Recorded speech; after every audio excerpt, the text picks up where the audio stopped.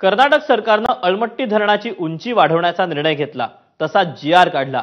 अलमट्टी धरणाची उंची आता 519 मीटरवरून 524 मीटर होईल। याचा थेट फटका कोल्हापूर आणि सांगलीला बसतो, म्हणून महाराष्ट्र सरकारनं याचा जोरदार विरोध केला होता। केंद्रीय जलशक्ती मंत्रालयानं यावर तोडगा काढण्याचा प्रयत्न केला, मात्र ते सगळं झुगारून कर्नाटकातील काँग्रेस सरकारनं मागचा पुढचा विचार केला नाही आणि अलमट्टी धरणाची उंची वाढवायचं ठरवलं। याचे काय नेमके परिणाम होणार आहेत याचा आढावा घेणारा हा पुढचा स्पेशल रिपोर्ट।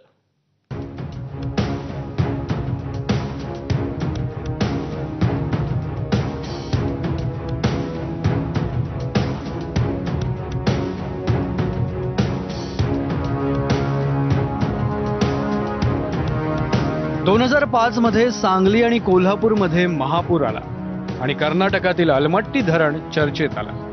सांगली आणि कोल्हापूरला पाण्याच्या वेढ्यात टाकणाऱ्या अलमट्टी धरणाची उंची वाढवायला तेव्हापासूनच महाराष्ट्राकडून कडाडून विरोध सुरू झाला। पण महाराष्ट्राचा विरोध अलमट्टीच्या पाण्यात बुडवत कर्नाटक सरकारनं धरणाची उंची वाढवण्याचा निर्णय घेतलाय। अलमट्टी धरणाची उंची 519 मीटरवरून 524 मीटर होणार। कर्नाटक सरकारनं 1,20,000 कोटींच्या खर्चास मंजुरी दिली आहे आणि एकरी 25 ते 40 लाख रुपये दरानं 14 लाख एकर भूसंपादन केलं जाणार आहे। अलमट्टीची उंची वाढवल्यानं सांगली कोल्हापूरला पुराचा धोका आणखी वाढणार आहे। राजू शेट्टींनी IIT रुड़कीच्या अहवालाचा हवाला देत कर्नाटकला विरोध केला। सगळ्यांच्या घरादारावर नांगर फिरवणारा हा निर्णय असताना महाराष्ट्र सरकारनं गप्प बसू नये। IIT रुड़कीनं सुद्धा अलमट्टीमुळे पाण्याच्या वेगामध्ये अडथळा निर्माण होऊन महापूर वारंवार येतो असा प्राथमिक निष्कर्ष काढलेला आहे। कर्नाटक सरकारला कडक शब्दामध्ये सांगितलं पाहिजे की तुमचं धरण हे महाराष्ट्रातल्या सांगली आणि कोल्हापूर जिल्ह्याच्या जीवावर उठायला लागलेलं आहे, तेव्हा कृपा करून असले उद्योग करू नका असं केंद्र सरकारनं कर्नाटकला खडसावून सांगणं गरजेचं आहे। अलमट्टी धरणाची उंची कशी वाढत गेली आणि त्याचा काय परिणाम होतोय तेही पाहूया। 2004 साली कृष्णा पाणी तंटा लवादाची पुनर्स्थापना करण्यात आली। या लवादानं 1976च्या आदेशाप्रमाणे महाराष्ट्रासाठी 585 TMC, कर्नाटकसाठी 734 आणि आंध्र प्रदेशसाठी 811 TMC पाण्याचा वाटा कायम ठेवला। 2005 साली जेव्हा अलमट्टी धरणाचं काम पूर्ण झालं तेव्हा या धरणाच्या भिंतीची उंची होती 512 मीटर। पण त्याच वर्षी कृष्णेला आलेल्या पुरामुळे सांगली आणि कोल्हापूर जिल्ह्यात हाहाकार उडाला। मात्र त्याला न जुमानता कर्नाटकनं 2014 साली अलमट्टी धरणाची उंची आणखी वाढवून 519 मीटर केली। 5 मीटरनं उंची वाढली तर बॅकवॉटरमुळे सातारा, सांगली आणि कोल्हापूरला कायमचा धोका राहणार आहे। रुड़कीचा अहवाल या ठिकाणी अलमट्टीचा फूग येते किंवा नाही यावरती अजून अवलंबून असून रुड़कीचा अहवाल येत नाही बाहेर।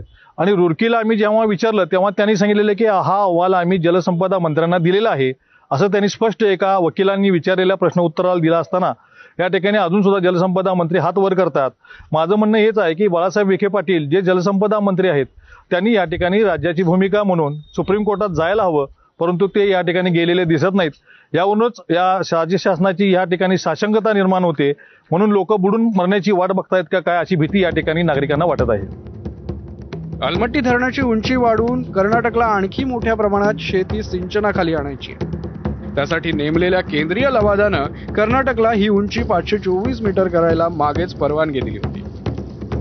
महाराष्ट्र सरकार मात्र या निर्णयाविरोधात सुप्रीम कोर्टात जाण्याच्या तयारीत आहे।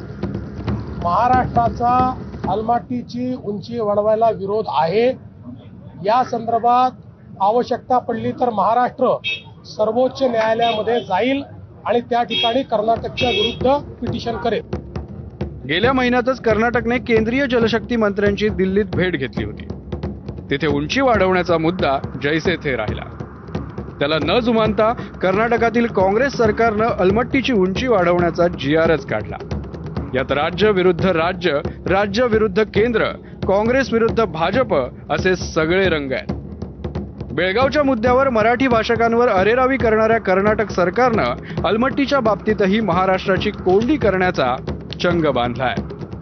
सातारा, सांगली आणि कोल्हापूर जिल्ह्याला पुराच्या विळख्यात टाकणाऱ्या अलमट्टीचा वेढा महाराष्ट्र सरकार आता कसा तोडणार हा प्रश्नच आहे। ब्युरो रिपोर्ट ABP माझा.